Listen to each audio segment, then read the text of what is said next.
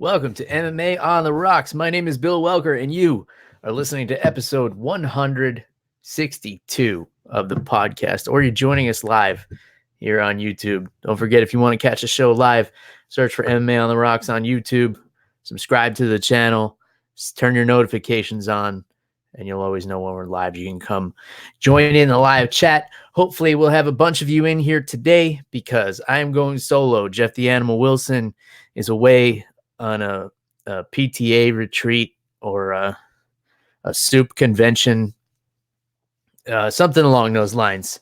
I wasn't listening too closely when he told me, to tell you the truth, but we'll check back in with him next week. The plan this week is 2 episodes for you folks. 2 episodes last week, 2 episodes this week. So right now I'm going to recap UFC on ESPN 6 from TD Garden in Boston, Massachusetts, headlined by Dominick Reyes and Chris Weidman. And tomorrow I plan to come back with another episode to recap BKFC 8, the Bare Knuckle Fighting Championships, which is taking place tonight in Tampa, Florida State Fairgrounds. I will be there as credentialed media, so I will not be consuming alcohol anywhere where I can easily be seen and identified. But other than that, let's talk some MMA right now. So Chris Weidman last night takes on Dominick Reyes, the undefeated Dominick Reyes. Somewhat controversial win in his last fight against Volkan Ozdemir. It was a really close decision win. This fight was not close. It did not make it out of the first round. It didn't even make it 2 minutes. So Chris Weidman moves up to 205 pounds. I think a lot of people saw this move coming for a long time from Weidman. It was always a big weight cut for him. He was really sucking himself out to make 185. And, that gets harder and harder as you get older, obviously. But it is the biggest jump in weight, if you think about it, of all the weight classes, 185 to 205, 20 pounds. It's the biggest gap of any weight class in the sport, male or female, as of right now, since the 125-pound division was added. So the plan was pretty clear from Weidman to push Reyes up against the cage, make him uncomfortable, wrestle him, get him down to the ground, and wear him out. Not a bad game plan until you run into a straight left hand from Dominick Reyes, who hits like a Mack truck. He's a young, strong, explosive kid. He had plans to go into the NFL and changed course, moved to MMA, and he's been having a lot of success. Now he's got a win over a former champion in Chris Weidman. That's always a feather in your cap, no matter what has happened to Chris Weidman's career thus far. I think a win over Weidman here still says a lot for Dominick Reyes. Some people may argue, but I think it's still impressive. Weidman is still dangerous. He's a big guy, and moving up to 205 isn't too much of a stretch. He doesn't give up too much size at that weight class, and he's still a world champion. So, an impressive win for Dominick Reyes. I mean, he put Weidman down. Man, what do you do if you're someone who's close to Chris Weidman? I hope you're having a tough conversation with him, because five of his last 6 fights have ended in a TKO or a KO. Now, granted, he was winning some of those fights. He looked good in many of them. The Jacare fight, he was winning on the feet. He was, he's winning everywhere. The Yoel Romero fight, same thing. He was winning everywhere until he got caught in the 3rd round. At a certain point, it's not getting caught anymore. At a certain point, it becomes, maybe your brain is turning off quicker to try and tell you that you shouldn't be doing this. And maybe the answer is taking a long time off. I don't know if that's necessarily in the cards for Weidman. I think he's around 36 years old. So I don't know. I could never tell somebody who does this that they need to retire, that that wouldn't be something that would come out of my mouth as, someone who is part of the media here as an analyst or anything like that. But I also don't want to see a guy, who I respect a lot as a fighter. I respect all of his accomplishments. I don't want to see a guy, continue to get in there when, maybe he can't compete at this level anymore. So I don't know. I hope he figures something out. He already said, they interviewed him immediately after the fight. He already said he wants to come back stronger. I just hope there are people out there who are willing to have that tough conversation with him, because, he's got a storied career. He ended the reign of Anderson Silva, and nobody can ever take that away from him. Defended that middleweight title 3 times. Nobody could take that away from him either. In any case, Dominick Reyes with the call out of John Jones, it could happen. Anthony Smith would definitely be up there. I think Reyes versus Smith is a fight that would make sense, but Anthony Smith had said that he's going to be sidelined until, February or March, maybe, due to his broken hand from the Gustafsson fight. I would love to see Reyes and Smith. Unfortunately, we talked about this for a while. John Jones is kind of twiddling his thumbs right now. There's not anything going on for him. So, maybe put Reyes in there. I would like to see one more, personally. I'd like to see him get in there with a really tough grappler who, is elusive on the feet. Maybe a Blachowicz or something like that. I think he really needs like a stern test. We saw him tested against Ozdemir, and he came away with a win. But we saw when he was in there with top competition, like Ozdemir took him down. Ozdemir's not a wrestler. And granted, I knew it was unexpected, but I'd like to see one more before we let him in there with John Jones. And if that's the fight to make, then that's the fight to make. And it would just be because there's no other fight to make right now. All right, let's move on. The co-main event. I was not excited for this one, guys. I don't know about you. I was so hyped up for this fight 3 weeks ago when it was going to happen in Mexico City. Yair Rodríguez and Jeremy Stephens, I'm talking about, of course. I was so excited for this fight. And, we had the result that we got, a no contest after 15 seconds, scraped eye. Turns out Jeremy Stephens had some kind of eye infection that he was battling with. So that made the scrape even worse. I guess opened up the infection or something, or whatever the case. So we redo it as a co-main event 3 weeks later. I just didn't feel the same energy behind it. But man, did these guys fucking deliver the fight we thought we were going to get the first time, or what? This fight was insane. We saw everything we'd expect from Yair Rodríguez. Crazy kicks, forward pressure, until he was met with the counters of Jeremy Stephens and the forward pressure of Jeremy Stephens. Then he was spending a lot of time backing up. We saw the heart and determination of Jeremy Stephens.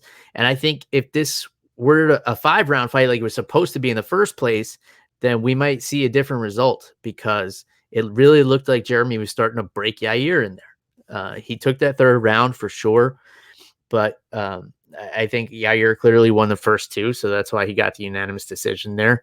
29-28, pretty easy to score, but you never know in MMA. You never know. It wouldn't surprise me if there's a judge out there who gave the first 2 to Jeremy and gave the 3rd round to Yair. That wouldn't shock me in the least with what we've been seeing lately, but they got it right. And man, when it was done, I don't say this very often, I wish we could have seen this for 5 rounds. It makes you wonder how different it would have been as a 5-round fight, how different it would have been at altitude in Mexico City.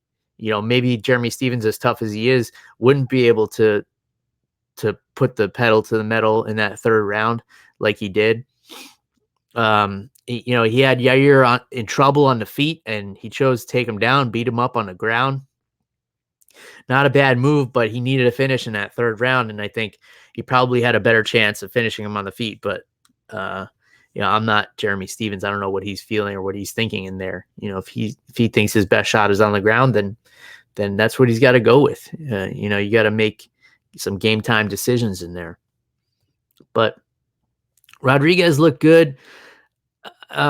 His grappling needs some help. He went for a body lock takedown on Jeremy Stevens and basically just didn't swivel his hips at all in either direction, which you can't take a guy off balance without moving your hips. And that's very, very basic wrestling. And then we saw his grappling from the bottom. That I heard the commentator say that Yair is dangerous off his back. I don't know why. I didn't see any threat there. He threw up some triangle attempts and stuff like that, but Jeremy wasn't even threatened. He was just sitting right inside them. So the grappling definitely needs some work before he gets up there with the upper echelon. If he gets in there with someone who can grapple like Zabit, like Max Holloway, like people at the top of this division, Volkanovski, definitely Volkanovski would give him a lot of trouble. If he can't control the distance and he gets into a clinch with Volkanovski, he's going to be going for a ride and he's going to be spending 3 rounds on his back. But yeah, looked good. Still kind of a piece of shit based on his actions after the last fight ending and almost inciting a riot. You still can't excuse that behavior, but he put on a fight of the night and he deserved that bonus check for the fight of the night as well. And so did Stevens. So I'm glad we got to see this. I wouldn't be mad if we run this one back as a main event, give him another chance to do the main event. It was a close fight, even though it was 2 rounds to 1, clearly. I feel like if it had gone 5, who knows? Or maybe it would have ended differently. Maybe Yair would have gotten a finish if there was a 4th round. Who knows? But there's only one way to find out. Run it back as a 5-round fight. Okay, I usually don't mention Greg Hardy, but man, this was just stupid. Here's a guy who I don't know what kind of mental disorder he has, but laws and rules just don't seem to apply to him in his mind. So he's winning the fight in a kind of a snoozer. He's in there with a guy who was brought in to be a highlight reel. Let's just call it what it is. In Sosoli, who came off of Dana White's Contender Series. Brought in there to be a highlight reel. He's winning the fight, outpointing him. And he was totally gassed at the end of the 2nd round, asked for his inhaler in between rounds. And his coach, Dean Thomas, who definitely should know better, gave him his inhaler. They were allowed to finish the fight for some reason. And then after the fact, it was overturned and ruled a no contest because you're not supposed to take an inhaler, something that opens up your breathing passages during a cage fight. This is clearly an infraction, and it clearly gives you an advantage. I don't know why the fight wasn't stopped the second he took a puff of that thing. And he said it was USADA approved. I don't know if he was just imagining it or, in his brain, is he just never in the wrong? I don't know. I don't really care to analyze the guy, but it's a no contest. And, not the first time we've seen this kind of behavior inside the cage. He had the disqualification, kneeing a grounded opponent the last time he got tired. So it seems like when he gets tired, he cheats. And I'll leave it at that. I don't want to get in, too far into it. I don't really have the desire to argue with anybody about it. I'll just leave it at that. I normally wouldn't even bring up the guy's name. Someone whose name I will bring up every time they get in there is Joe fucking Lauzon. Joe Lauzon looked like a man on fire in Boston last night. After this win, he said, "This is my house. This is my cage." And man, was he right. The most dominant performance on the card last night. He looked probably in the best shape we've ever seen him. He looked super lean, weighed in at 153, I think. And he looked really muscular. He looked shredded. Most shredded we've ever seen Joe Lauzon. He's never been one of those guys that looks like oh, I wouldn't want to fuck with that guy. Until last night, he looked like that guy. In there with Jonathan Pearce, who also came off of Dana White's Contender Series. Pearce he has knockout power, And, it's a risky fight for Lauzon because his last couple of fights, it didn't really go his way. And this kid's coming off of a 5-fight win streak, including the TKO on the Contender Series, Season 3, Episode 3. Lauzon looked good on the feet. He was moving well. And, really put it on this kid. It's a dangerous fight for him. A lot of pressure fighting in his hometown, 18 months away from the cage, getting in there with this young kid. And he really put it on him. He took him down with a nice over-under body lock takedown, just walked him down right into mount.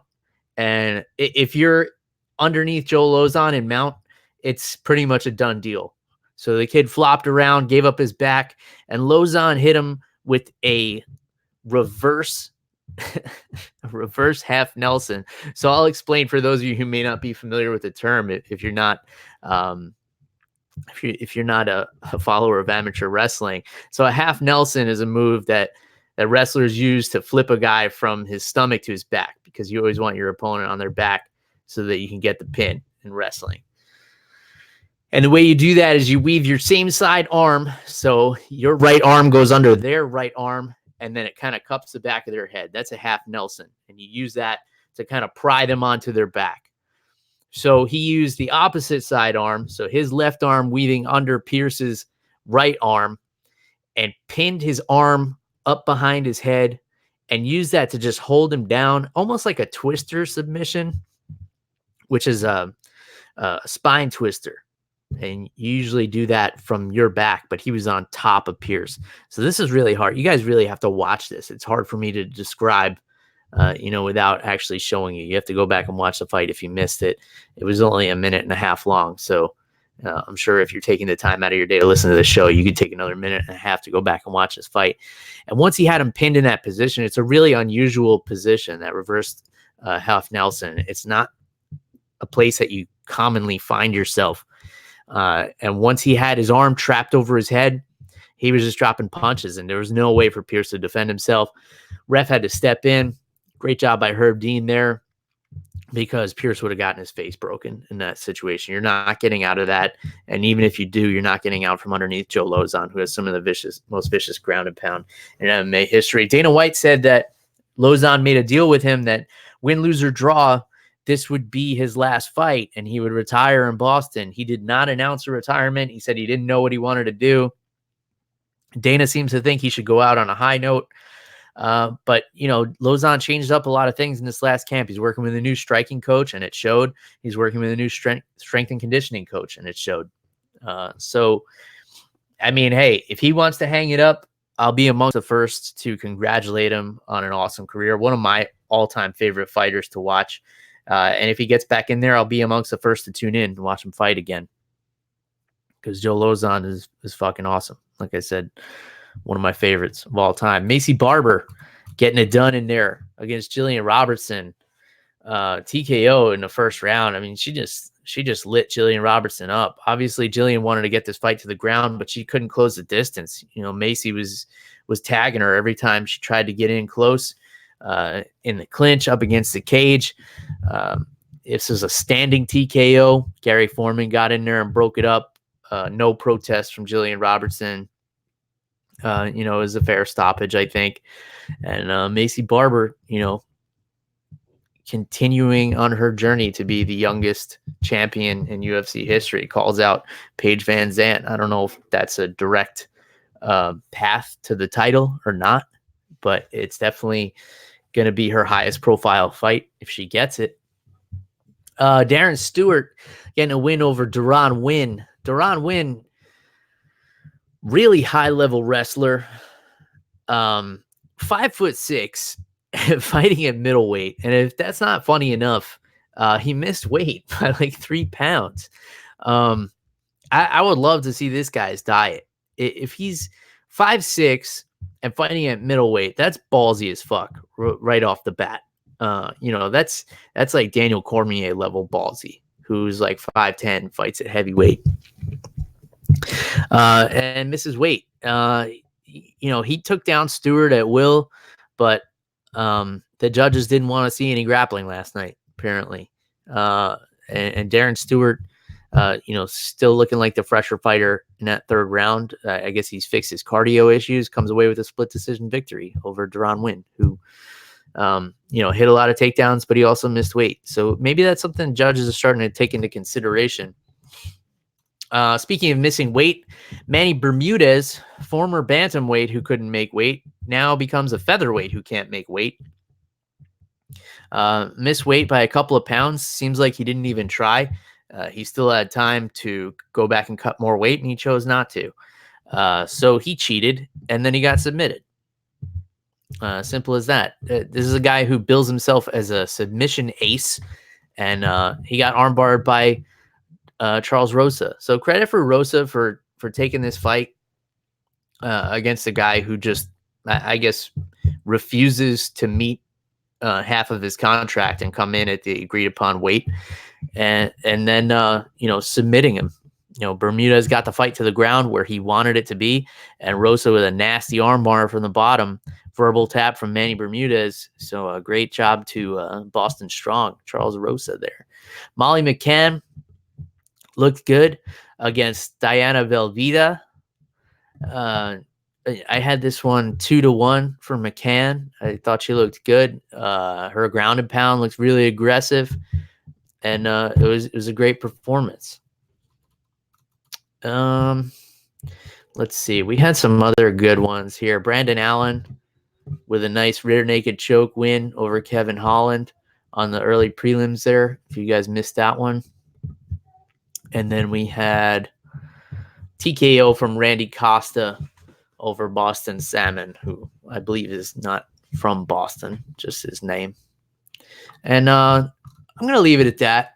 Great card overall. I thought it was really entertaining, especially the Rodríguez and Stevens fight. We really got what we were hoping for a couple of weeks ago. I just wish it was 5 rounds. I think to really find out who would have got the better of it, we needed to see a little bit more. And I don't say that very often. I'm not even an advocate for 5-round fights personally. I think they're largely unnecessary, and a lot of times after 5-round fights, we see guys get injured, more times than not. So 3 rounds is usually enough, but I felt like at the end of this one, I was like, I feel like I could see a little bit more. But Rodríguez got the win, so credit to him. Let's talk a little bit more MMA here. UFC Fight Night 162 coming up next week from Singapore, and it's going to be headlined by Ben Askren, coming off of that flying knee loss to Jorge Masvidal. Askren comfortable fighting over in Asia because he fought in ONE FC for a long time. So, a trip to Singapore is going to be like another day at the office for him. And Demian Maia has fought everywhere. So that's not going to be a factor for either of these guys. Usually that's something I would consider when doing an analysis of a fight, especially a main event fight, like, which one of these guys is used to traveling a little bit more. Because if you're not used to it, it's something that can affect you, jet lag, and especially cutting weight when you're flying, it gets a little bit tricky, stuff like that. I think this is an interesting main event. 2 guys who, really don't want to strike. Out of the 2 of them, Demian Maia has developed his striking a lot more than Ben Askren. Ben Askren's plan is always to take you down and beat you up. And there are very few people he can't take down. I don't think he'll have a problem taking Demian Maia down, but Demian Maia, one of the most notorious grapplers in the history of MMA, one of the most effective and efficient grapplers in the history of MMA. Like, do you really want to take that guy down? And he also has more evolved striking than Ben Askren. So if they decide to keep this one on the feet, how's that going to go? I remember when Demian Maia first came to the UFC and they did like those behind the scenes videos, and he was kicking a heavy bag and the heavy bag wasn't even moving. And I was like, oh no, they're going to let this guy go in and fight in a cage, like where people are going to be throwing strikes at him. I know he's great at jiu-jitsu, but then it turned out it didn't matter. He would just get in there and submitted everybody. And that's when he was a middleweight. So it's an interesting fight. I think it's a lot of fun. There's some fun fights on this card. Michael Johnson and Stevie Ray. That's a really fun one. Sergey Pavlovich and Big Maurice Green. That's a fun heavyweight matchup. Ashley Yoder and Randa Marcos. Nice women's scrap right there. Yeah, we got a lot of fun fights on here. Let's see. What else? Frank Camacho and Beneil Dariush. Very nice. I feel like Dariush has been very active lately. And let's see. Alexandra Albu. Sorry. I don't even want to butcher this poor girl's name. Konklak Sufasara. I took my best shot at it. In any case, Albu, one of the more notable fighters on Instagram. Fun fight card next weekend, Singapore. You might want to check the time on this one. October 26th, which is Saturday. It might be in the morning, might not. I don't know. Don't come here for information. Just come here for reactions and alcohol and stuff. Tomorrow night, I'm going to give you guys my reaction to BKFC 8. Antonio Bigfoot Silva and Gabriel Gonzaga, two former UFC heavyweights, are going to get in there and do it without gloves on. Silva is huge. He's like 284 right now. He weighed in at yesterday, and Gonzaga, he still looks like he's in pretty good shape. He just recently had a grappling match against Fabiano Scherner, really high level Brazilian Jiu-Jitsu black belt, and he won. That was on one of those flow grappling events. I watched it, but they all kind of blend together now. But tomorrow night they're gonna do it bare knuckle, and it seems like Fabricio Verdum might have something to do with BKFC. I'm gonna find that out tonight. Vanderlei Silva has joined BKFC. He's looking to fight Vitor Belfort. Who wouldn't want to see that rematch without gloves on? What's left of those two guys getting in there? Those guys are fucking savages, no matter how old they are. Co-main event here, we got Jim Ehlers and Julian Lane. Let me bang, bro. Of course, a lot of you remember him, two-time Ultimate Fighter alumni. Reggie Pena and Lorenzo Hunt, two Florida boys going at it. Those are big boys, too. My teammate Dave Mundell, the redneck, who I believe he had the fastest knockout on BKFC 6. It was just under 2 minutes. He's fighting Ronnie Forney tonight. Sheena Bradenberg is fighting another one of my teammates, former Invicta fighter Delaney Owen. So that should be a fun one. A lot of hometown fighters on here. Let's see. And another one of my teammates, Gustavo Trujillo, is getting in there against Rob Moreau. Gustavo is a beast. This guy was on the Cuban national wrestling team. He was an Olympic alternate, and he's been boxing since he was walking, I think. This guy's going to put on a show. If you guys are listening to this before this event takes place, for some reason, if you had nothing else to do on a Saturday afternoon, you can catch BKFC on pay-per-view on the Fight app, FITE. I think it's only like $30 live from the Florida State Fairgrounds, Tampa, Florida. It's going to be a fun night. Going there, first time ever being credentialed media at a bare knuckle boxing match. So I guess I'm going to have to be a little bit more professional than usual, or not. I feel like they'll be understanding if I just go and I'm myself. You come to expect a certain degree of professionalism from a guy who builds his show based on drinking a lot of whiskey and watching a lot of fights. All right, we're gonna leave it up. We're gonna leave it there. Cut it short this week at about a half hour. So apologies to everybody for the short show.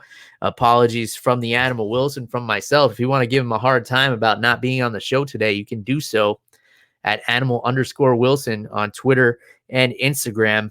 So go heckle him for not making it today. You know, maybe the soup wasn't ready. And you guys know how to get a hold of me. It's at MMA on the Rocks, Twitter, Instagram, Facebook, all that stuff. You guys can send me an email if you want, MMAonTheRocks@gmail.com. Visit the website. You got a lot of good content up there.